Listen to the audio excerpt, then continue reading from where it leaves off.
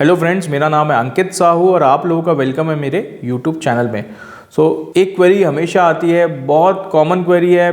पूरा मेरा चैनल ही ई commerce export पे है, तो काफ़ी लोग अभी भी जो न्यू आ रहे हैं इस बिज़नेस में, उनकी क्वेरीज रहती हैं कि what is E commerce export. तो ई कॉमर्स एक्सपोर्ट होता क्या है? देखिए, इसको मैं एकदम हिंदी लैंग्वेज में समझाऊं तो ई कॉमर्स एक्सपोर्ट, तो ई कॉमर्स होता है आप जो पोर्टल्स पे सेल करते हैं, जो रिटेल ऑर्डर्स आप यहाँ पे सेल करते हैं, जैसे इंडिया में अमेजॉन या फ्लिपकार्ट पे आप प्रोडक्ट्स को सेल करते हैं तो उसे ई कॉमर्स कहते हैं।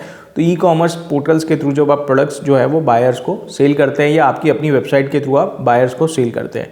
अब ई कॉमर्स एक्सपोर्ट क्या होता है? देखिए, एक्सपोर्ट वर्ड आ गया, मतलब आप जो प्रोडक्ट सेल कर रहे हैं आप इंडिया से कर रहे हैं और दूसरी कंट्रीज़ में कर रहे हैं।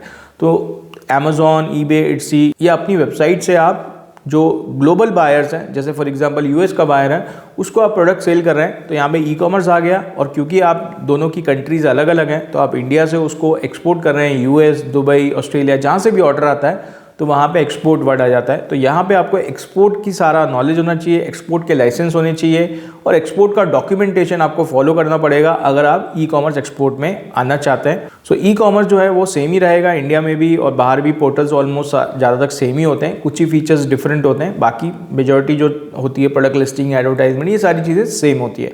बट यहाँ पे आपका एक्सपोर्ट जो है वो पार्ट जुड़ जाता है। तो अगर आप ई कॉमर्स इंडिया में ऑलरेडी सेल कर रहे हैं, अब आप ई कॉमर्स एक्सपोर्ट में जाना चाहते हैं जहाँ पे ग्लोबल बायर्स को आप सेल करना चाहते हैं, तो यहाँ पे मार्जिन आपका काफ़ी बढ़ जाएगा।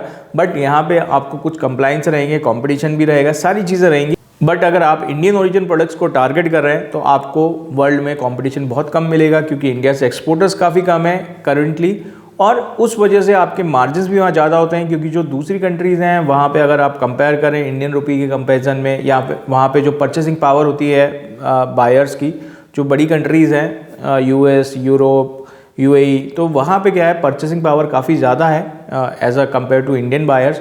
तो इस वजह से वहाँ पे मार्जिन्स काफ़ी ज़्यादा मिलते हैं as compare to e commerce India.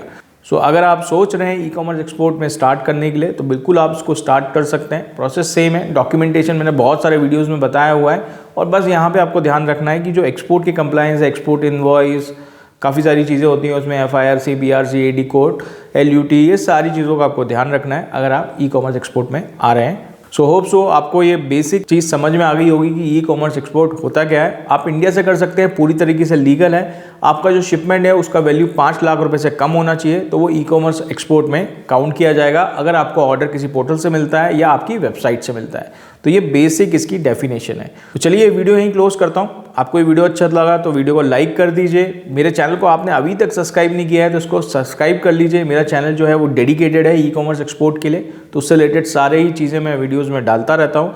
बाकी इसके रिलेटेड हमारी काफ़ी सारी सर्विसेज हैं, ऑनलाइन ऑफलाइन ट्रेनिंग्स हैं जो हम ई कॉमर्स एक्सपोर्ट इंपोर्ट से रिलेटेड प्रोवाइड करते हैं। तो अगर आप इंटरेस्टेड हैं तो नीचे दिए हुए मेरी वेबसाइट exportwala.com विजिट कर सकते हैं, या फिर जो नंबर्स दिए हैं वहाँ पे कॉल करके मेरी टीम से इंक्वायरी कर सकते हैं। तो चलो, ओके, बाय बाय।